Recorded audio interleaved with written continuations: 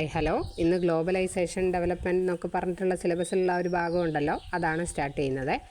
അപ്പോൾ നിങ്ങൾ പഠിച്ച് അത്യാവശ്യം ഒന്ന് നോക്കി വെച്ചതുകൊണ്ടൊരു ഓർക്കാൻ വേണ്ടി ഒന്ന് റിവൈസ് ചെയ്യുന്ന പോലെയാണ് ഈ ക്വസ്റ്റ്യൻ ആൻസർ നിങ്ങൾക്ക് ഇങ്ങനെ തരുന്നത്, ഓർമ്മിച്ചെടുക്കാൻ വേണ്ടി. അപ്പോൾ കൺസെപ്റ്റോ അല്ലെങ്കിൽ ഏതെങ്കിലും ടേമോ ഒന്നും അറിയാത്തതുണ്ടെങ്കിൽ പറയണം കേട്ടോ നിങ്ങൾ. അപ്പോൾ ഗ്ലോബലൈസേഷൻ എന്നാൽ എന്താണ് എന്ന് ചോദിച്ചാൽ ഇൻ്റർനാഷണൽ ഇൻ്റഗ്രേഷനാണ് ഗ്ലോബലൈസേഷൻ അല്ലേ, നമുക്കറിയാവുന്നതാണ് അല്ലേ. ഒരു കുടക്കീഴിലാക്കുക എല്ലാം അല്ലേ, ലോകം. ഇനി അടുത്ത മോഡേൺ ഗ്ലോബലൈസേഷൻ്റെ വേഗം കൂടിയത് ഏത് കാലഘട്ടത്തിൽ എന്ന് വെച്ചാൽ ആൻസർ സി ആണ്, പോസ്റ്റ് 1990. 1990-കൾക്ക് ശേഷമാണ് മോഡേൺ ഗ്ലോബലൈസേഷൻ അല്ലേ. അടുത്തെന്താണ് ക്വസ്റ്റ്യൻ? ഇന്ത്യയിൽ LPG റിഫോംസ് ആരംഭിച്ചത് ഏത് വർഷമാണെന്ന് വെച്ചാൽ അത് 1991 ആണ്. ഓപ്ഷൻ ബി ആണ് ഉത്തരം അല്ലേ, നമുക്കറിയുന്നതാണ് LPG. ഇനി ഗ്ലോബലൈസേഷന് വേണ്ടി ഇതിനെ പ്രോത്സാഹിപ്പിക്കുന്ന ഓർഗനൈസേഷൻ, ഇൻ്റർനാഷണൽ ഓർഗനൈസേഷൻ ഏതൊക്കെയാണെന്ന് വെച്ചാൽ അതെല്ലാം ഉണ്ട് ഇതിൽ. WHO ഉണ്ട്, IMF ഉണ്ട്, വേൾഡ് ബാങ്കും ഉണ്ട്. അടുത്തത് വേൾഡ് ട്രേഡ് ഓർഗനൈസേഷൻ സ്ഥാപിച്ച വർഷം 1995 ആണ് പറയുന്നത് കേട്ടോ. അടുത്ത ഗ്ലോബലൈസേഷൻ്റെ പ്രധാന ഹിസ്റ്റോറിക്കൽ ബാക്ക്ഗ്രൗണ്ടാണ് എന്ത്? വ്യാവസായിക വിപ്ലവം അഥവാ ഇൻഡസ്ട്രിയൽ റെവല്യൂഷൻ എന്ന് പറയുന്നത്. അടുത്തത് ഗ്ലോബലൈസേഷൻ ശക്തിപ്പെടുത്തിയത് ഏത് ഫാക്ടറാണ് എന്നാണ് ചോദിക്കുന്നത്.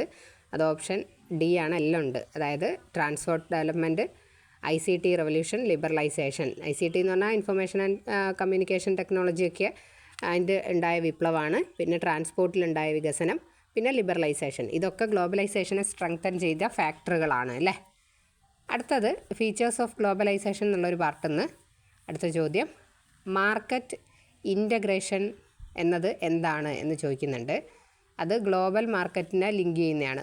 ഗ്ലോബൽ മാർക്കറ്റ് ലിങ്കേജ് ആണ് എന്ത്? മാർക്കറ്റ് ഇൻ്റഗ്രേഷൻ എന്ന് പറയുന്നത്.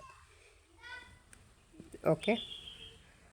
അടുത്ത ചോദ്യം, MNCs എന്നാൽ എന്തെന്ന് ചോദിക്കുന്നു. Multinational corporations. അത് companies operating in many countries, വിവിധ രാജ്യങ്ങളിൽ ഓപ്പറേറ്റ് ചെയ്യുന്ന കമ്പനീസ് അല്ലേ, അത് നമുക്കറിയുന്നതാണ്. ഇനി ഗ്ലോബൽ വില്ലേജ് എന്ന ആശയം അവതരിപ്പിച്ചത് ആരാണ്? ലൂഹനാണ്, നമുക്കറിയുന്നതാണ് അല്ലേ. ഗ്ലോബൽ വില്ലേജ് എന്ന ആശയം അവതരിപ്പിച്ചത് ഓപ്ഷൻ ബി ആണ്, ലൂഹൻ.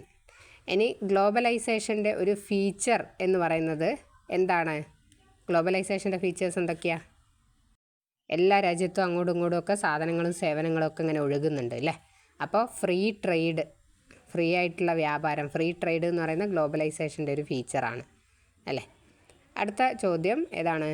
ഔട്ട് സോഴ്സിങ് എന്നാൽ എന്ത് എന്നുള്ളതാണ്. ഔട്ട് സോഴ്സിങ് ആ വാക്കിൽ തന്നെ ഉണ്ടല്ലേ, നമ്മൾ പുറത്തേക്ക് ഒരു സോഴ്സ് അല്ലേ, എന്തെങ്കിലും ഒരു സ്പെസിഫിക് ടാസ്ക് അല്ലെ പ്രൊഡക്ഷൻ കാര്യത്തിനൊക്കെ വേണ്ടിയിട്ടുള്ള ഒരു പുറത്തേക്കൊരു സോഴ്സ്, അതായത് വർക്ക് ട്രാൻസ്ഫേർഡ് എബ്രോഡ്, അതിനെയാണ് എന്ത് പറയുന്നത്? ഔട്ട് സോഴ്സിങ് എന്നത് ഉദ്ദേശിക്കുന്നത്. ഇനി അടുത്തത് പ്രൈവറ്റൈസേഷൻ പ്രധാനമായും ബന്ധപ്പെട്ടിരിക്കുന്നത് ലിബറലൈസേഷനെയാണ്. സോഷ്യലിസം, ഫ്യൂഡലിസം ഒക്കെയാണോ, ഐസൊലേഷൻ ഇതൊക്കെയാണോ? അതൊന്നും ഒരു കണക്ഷനും ഇല്ലാത്ത വേർഡുകളല്ലേ. ഇനി ഗ്ലോബലൈസേഷൻ ഒരു ഇമ്പാക്റ്റ് നോക്കുകയാണെങ്കിൽ എംപ്ലോയ്മെൻറ്റ് പാറ്റേണിൽ ഉണ്ടാക്കിയ മാറ്റമാണ് ഒരു ക്വസ്റ്റ്യൻ ചോദിക്കുന്നത്. അത് സർവീസ് സെക്ടർ ഗ്രോത്ത് ഉണ്ടായി എന്നുള്ളതാണ് അല്ലേ. സർവീസ് സെക്ടറിൽ ഗ്രോത്ത് ഉണ്ടായിട്ടുണ്ട് എന്നുള്ളതാണ് ഒരു മാറ്റം. ഇനി ബ്രെയിൻ ഡ്രെയിൻ എന്നാൽ എന്താ? സ്കിൽഡ് മൈഗ്രേഷനെയാണ് ബ്രെയിൻ ഡ്രെയിൻ എന്ന് പറയുക അല്ലേ, ചോർച്ച അല്ലേ, മസ്തിഷ്ക ചോർച്ച. ഇനി ഗ്ലോബലൈസേഷൻ കൾച്ചറൽ ഇമ്പാക്റ്റ് എന്താ? നമ്മുടെ സംസ്കാരം ഗ്ലോബലൈസേഷൻ കൊണ്ടുണ്ടായത് എന്തൊക്കെയാണ്? കംപ്ലീറ്റ് മിക്സിങ്, അങ്ങോട്ടും ഇങ്ങോട്ടും ഒക്കെ അല്ലേ. കൾച്ചർ മാറ്റം വന്നിട്ടുണ്ട്, മാറ്റം ചെയ്യപ്പെട്ടിട്ടുണ്ട് അല്ലേ, അങ്ങോട്ടും ഇങ്ങോട്ടും. അപ്പോൾ കൾച്ചറൽ ഇമ്പാക്റ്റ് എന്ന് പറയുന്നത് എന്താണ്? ഓപ്ഷൻ എ ആണ് അല്ലേ. കൾച്ചറൽ എക്സ്ചേഞ്ച് നടക്കപ്പെട്ടു ഗ്ലോബലൈസേഷനിൽ, അതൊരു ഇമ്പാക്റ്റാണ് അല്ലേ. ഇനി കൺസ്യൂമറിസം വളരാൻ കാരണമായത് എന്താണ്? ബ്രാൻഡുകൾ, ഗ്ലോബൽ ബ്രാൻഡാണ് കൺസ്യൂമറിസം വളരാൻ കാരണം. ഇനി ഡിജിറ്റൽ ഡിവൈഡ് എന്ന് പറഞ്ഞാൽ എന്താണ് ആ ഒരു കൺസെപ്റ്റ്? അത് ടെക്നോളജി ആക്സസ് ഗ്യാപ്പിനെയാണ് ഡിജിറ്റൽ ഡിവൈഡ് എന്നുള്ളതുകൊണ്ട് ഉദ്ദേശിക്കുന്നത് അല്ലേ. അടുത്തത് ഗ്ലോബലൈസേഷൻ കാരണം ഇൻകം ഇൻഇക്വാലിറ്റി എന്തായിട്ടുണ്ട്? ഇൻക്രീസ്ഡ് ഇൻ മെനി കൺട്രീസ് എന്നാണ് പറയുന്നത്.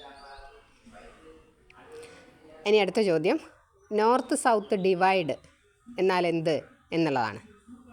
ഏതിൻ്റെങ്കിലും കൺസെപ്റ്റോ കാര്യങ്ങളൊന്നും മനസ്സിലാവാത്തുണ്ടെങ്കിൽ പറയട്ടോ, ഞാൻ സ്റ്റാർട്ടിങ് പറഞ്ഞിട്ടുണ്ട്. Economic gap between developed and developing നാഷൻസിനെയാണ് എന്ത് പറയുന്നത്? എന്ത് പറയുന്നടാ? North south divide. ഇനി ഫെമിനൈസേഷൻ ഓഫ് ലേബർ എന്താ? ഫെമിനൈസേഷൻ എന്ന് പറഞ്ഞാൽ തന്നെ വേർഡ് തന്നെ കിട്ടും. വുമൺ വർക്ക് ഫോഴ്സിൽ പാർട്ടിസിപ്പേഷൻ ഇൻക്രീസ് ചെയ്യപ്പെടുക എന്നുള്ളത് അല്ലേ. അടുത്തത് ഇൻഫോർമലൈസേഷൻ ഓഫ് ലേബർ മീനിങ് എന്താണ്? കാഷ്വൽ ആയിട്ടുള്ള ഇൻസെക്യൂർ ആയിട്ടുള്ള ജോബ്സിനെയാണ് ഇൻഫോർമലൈസ് ചെയ്യപ്പെടുക എന്ന് പറയുന്നത് അല്ലേ. ഇനി അടുത്തത് സോഷ്യൽ എക്സ്ക്ലൂഷൻ വർദ്ധിക്കുന്നത് ഏത് സാഹചര്യത്തിലാണ് എന്ന് ചോദിക്കുന്നുണ്ട്. ഏത് സാഹചര്യത്തിലാണ് സോഷ്യൽ എക്സ്ക്ലൂഷൻ വർദ്ധിക്കുന്നത്? അത് അൺഈക്വൽ ഡെവലപ്മെൻറ്റ് ഉള്ള സമയത്താണ് അല്ലേ. അപ്പോൾ ഇത്രയാണ് നോക്കിയത്. കൺസെപ്റ്റ് വൈസായിട്ട് ഇമ്പോർട്ടൻറ്റിൻ്റെ ഏതെങ്കിലും കൺസെപ്റ്റിൻ്റെ ക്ലാസ് വേണമെന്നുണ്ടെങ്കിൽ നിങ്ങൾ കമൻറ്റ് ചെയ്യും കേട്ടോ. ഓക്കെ എന്നാൽ.